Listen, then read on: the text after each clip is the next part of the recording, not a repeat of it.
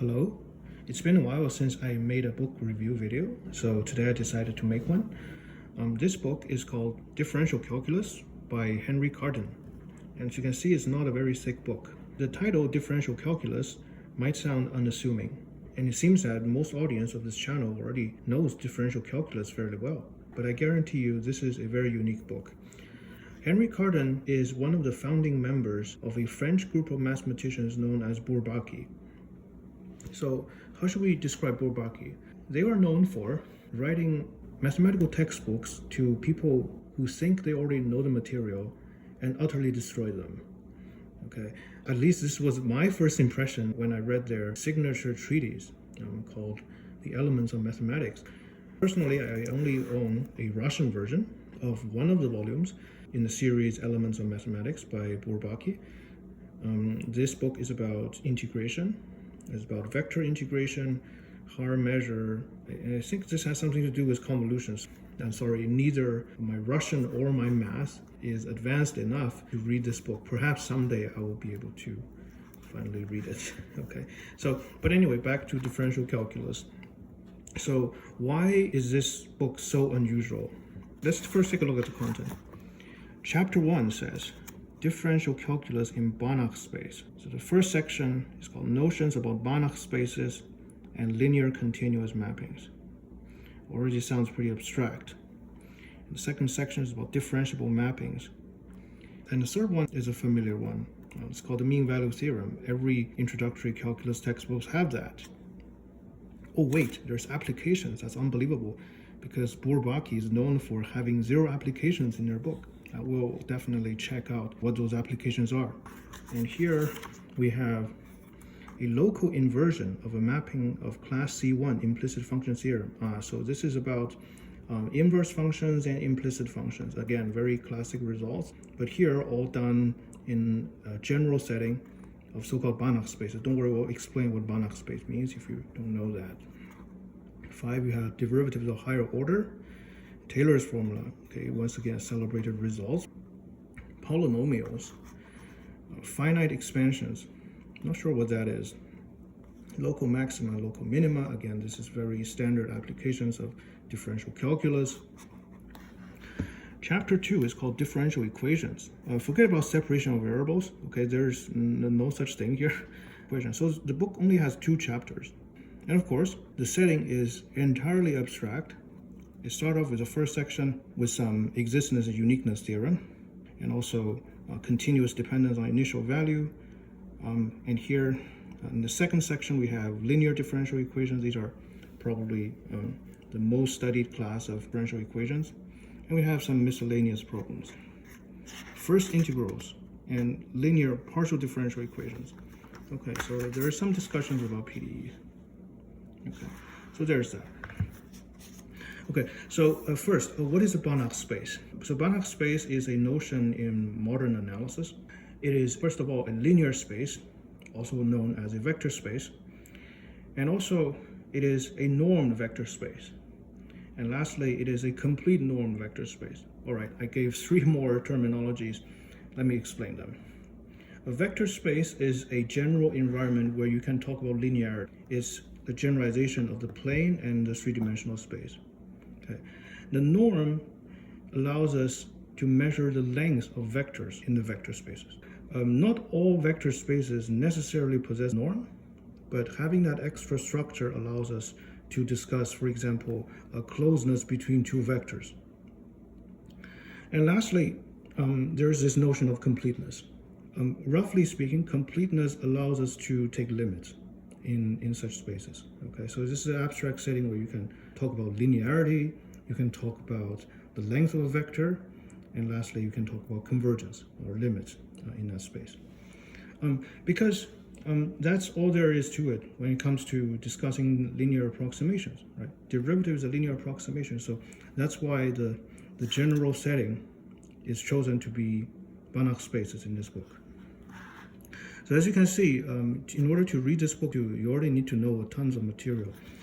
I would say the first 2 chapters in Baby Rudin should be enough, but perhaps with some little bit more linear algebra, some proof-based linear algebra like the famous textbook by Sheldon Axler, linear algebra done right would also be very helpful. Some of the examples of Banach spaces. The usual Euclidean space Rn. And also we have a set of functions that are continuous and bounded. These are all examples of Banach spaces where you can talk about linearity, you can talk about length, you can talk about convergence. All right. And despite the general setting, I don't think any actual results, let's say from functional analysis, is called for. Thank goodness for that. Let's take a look at the definition of derivatives. The definition of differentiable mapping. Two Banach spaces E and F are given, and an open non-empty set U in E. Consider the mapping F from U to F. Each point A in U defines an equivalence relation in the set of these functions in the following manner. So the approach is to first define what we mean by saying that two functions are tangent to each other. And then we can talk about differentiability.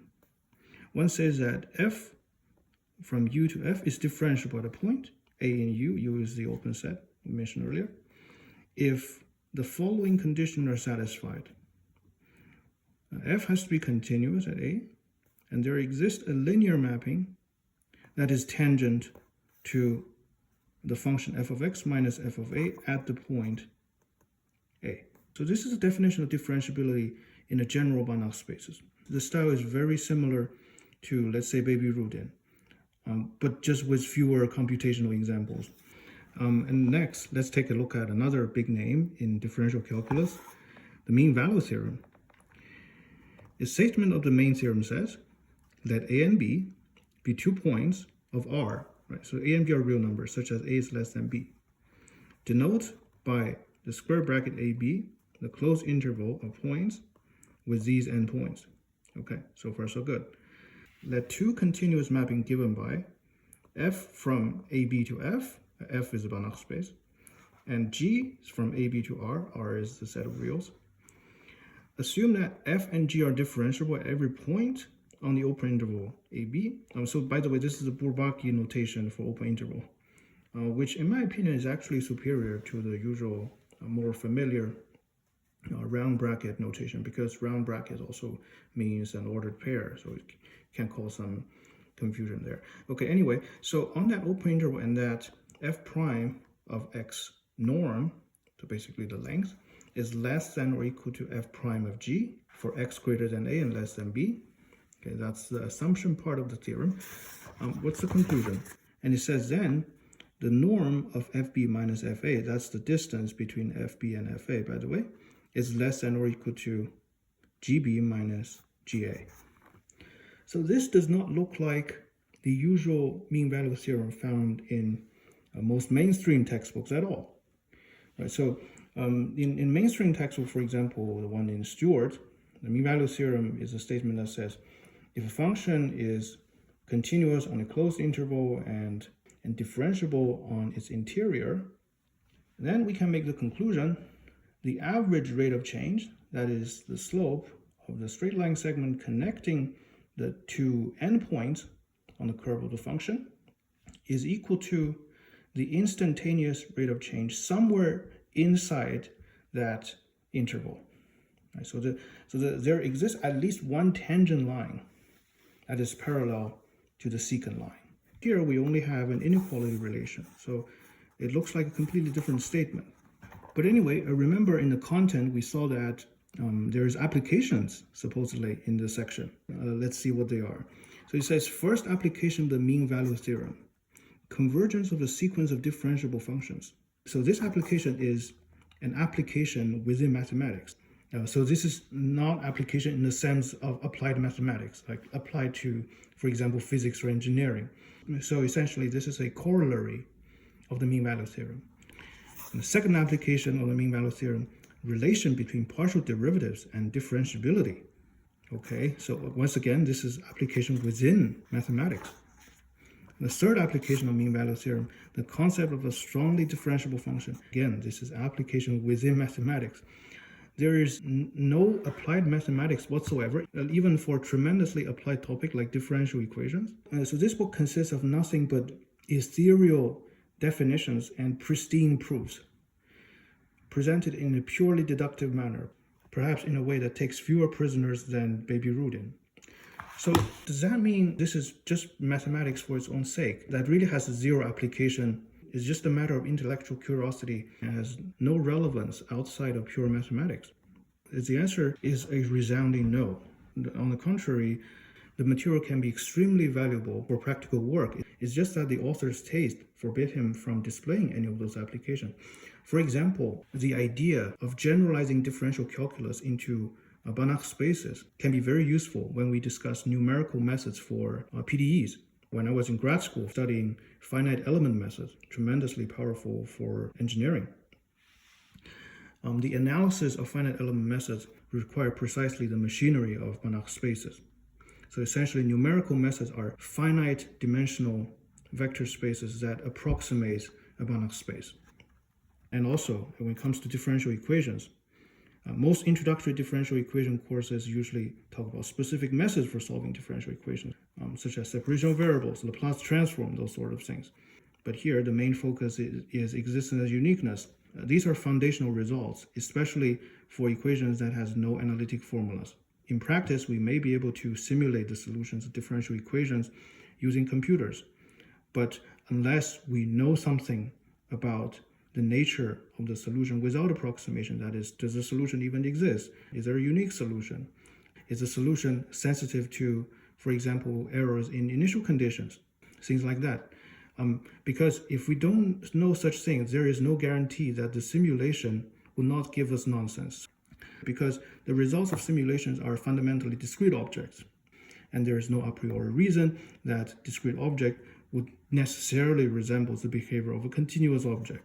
So these are undoubtedly tremendously important. So why do people write books like this? First, as I mentioned, I think it's just a matter of taste. And I think the second, it is motivated by prestige, the desire for recognition and authority. A little bit of background information about the emergence of the Bourbaki group. The Bourbaki group emerged after the end of World War I. Before and during World War I, France and Germany were two mathematical superpowers. Arguably, they're at a higher level compared to, for example, English-speaking countries at the time. But during World War I, France lost a lot of people, and Germany did too. But a lot of young men and women who served France during the war were young mathematicians. The French culture was more egalitarian and it exempted no one when it comes to conscription. Germany, on the other hand, largely protected its own intellectual class. So after the war, French mathematicians, especially young ones, were in a bit of anxiety that France is falling behind. The new development in mathematics, especially the new axiomatic style of mathematics influenced by Hilbert, is leaving France behind. I think Cartan in particular complained that there is no modern analysis textbook in the French language at the time. So Cartan and a few other fellow French mathematicians like Dieudonné decided to collaborate on writing a new modern textbook on analysis. And the whole project grew into the series Elemental Mathematics, which became hugely influential during the 50s and 60s. So what is the meta lesson here? Mathematics is fundamentally a human affair. Even though its presentation often aims to erase the human motivation and desire behind it, the Bourbaki project is driven by national and institutional prestige as much as the pursuit for mathematics itself.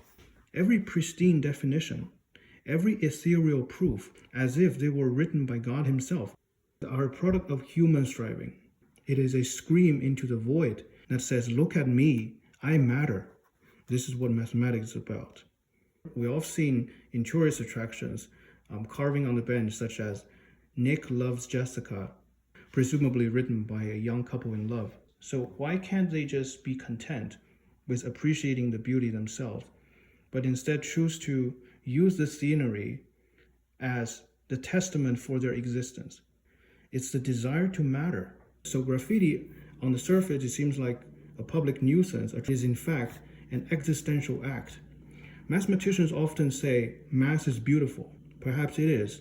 But why it is important to not just appreciate the beauty oneself, mathematicians have to show others his proof and fight over priorities. The famous example being Newton and Leibniz dispute over the priority of inventing calculus. This is by no means a trivia of the history of mathematics. It is one of the principal motors that drive mathematical research. That is the desire for recognition and authority. It doesn't make Newton or Leibniz cynical or egotistic. They're simply human. They were people who, at the very core, just like us, once young, energetic, full of ambition, trying to find a place in the world. And in the process, something beautiful was born. Thank you very much for watching, and I'll see you next time. Bye.